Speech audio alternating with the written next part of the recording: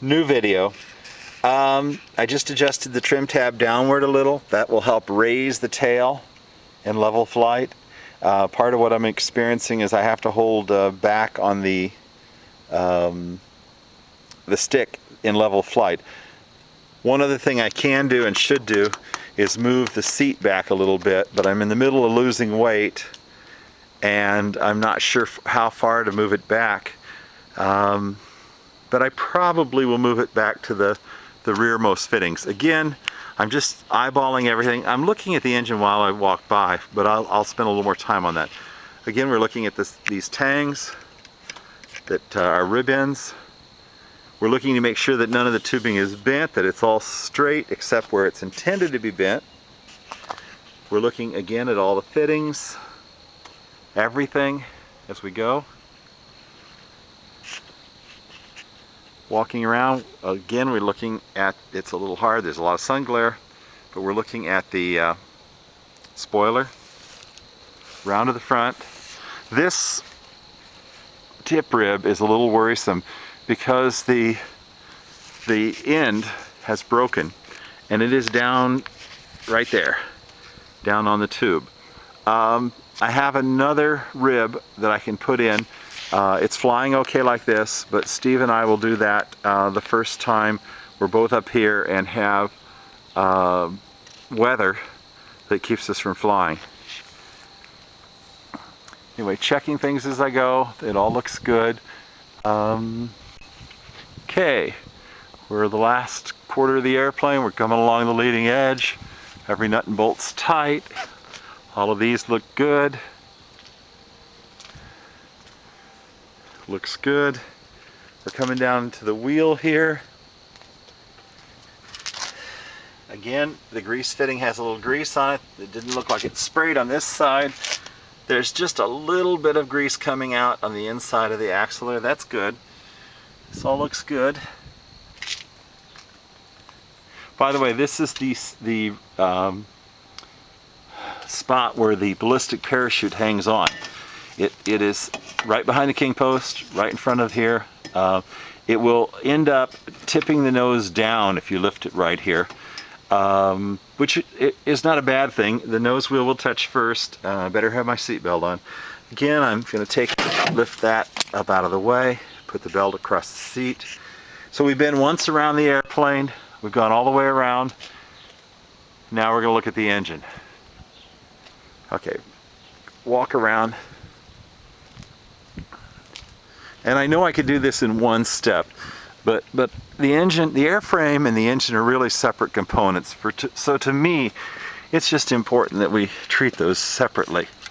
Okay, I'm not going to remove this. Well, actually I am going to remove it because I don't know when I'll fly again. This is the carburetor bowl.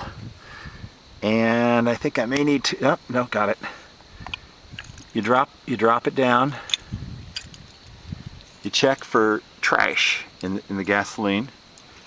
You pour off the gas. You look for any trash. There's none there.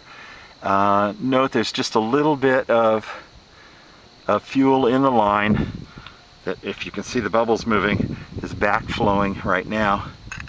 So I'm going to, and you got to do this, otherwise you could end up with a flooded engine when you try and start it again. Anyway, you pop that back into place. You run these here. These are the overflows. You run them where they're not going to slip out. But note to self, you need to replace this 1/8 inch tubing. You may have some in the van. Actually, that would be an easy replacement. You also need to replace your fuel line. You can find this at most hardware stores that handle small engines. It's also on the web. Anyway, you look for loose wires, you make sure everything looks good, you look for any evidence of fuel leaks or oil leaks. There's nothing. This is the gearbox for the propeller. It slows the engine RPM by a little over half. It's full of oil up to probably right here, yeah. And this is where you put actually it's a gearbox oil, and it's warm right now because I've been flying for about an hour.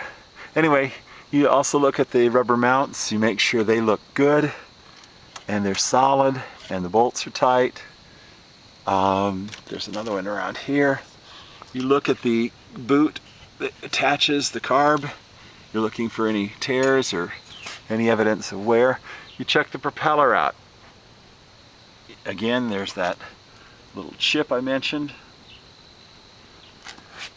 Now we're going to walk around on the other side. Oh, underneath here, as long as we're here. The spark plug wires are safety wire. The prior owner had 2 incidents where a spark plug wire cable came off. The internal mechanism had failed, the little clip.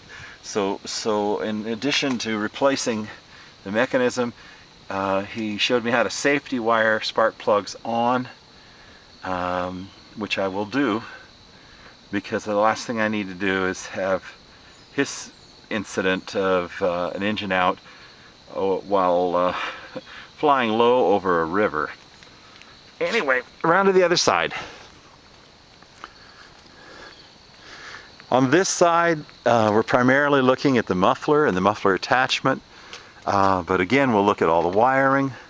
We'll look at the other propeller blade. We couldn't see well from the other side. It looks good. We're getting, and you can see it, from the exhaust, there's just a little bit of exhaust bleeding out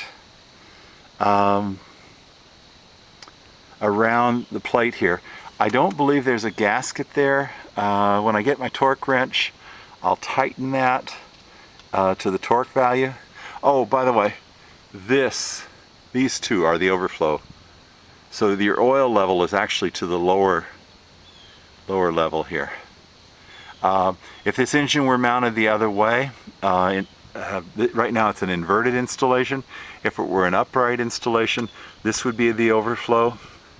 But these, and again, these are safety wired between the two to keep these from unscrewing. These are all torqued to a specific value. Anyway, the exhaust system looks good. There's springs, and the springs, for added insurance, have a silicone seal on them, because sometimes these springs break and you don't want a broken spring to wreck your day. So the silicone holds the spring together should the spring break long enough for you to get it home. And then you replace the spring. Anyway, that's it. I've checked everything and this airplane is ready to fly. Or in this case, put it back in the hangar.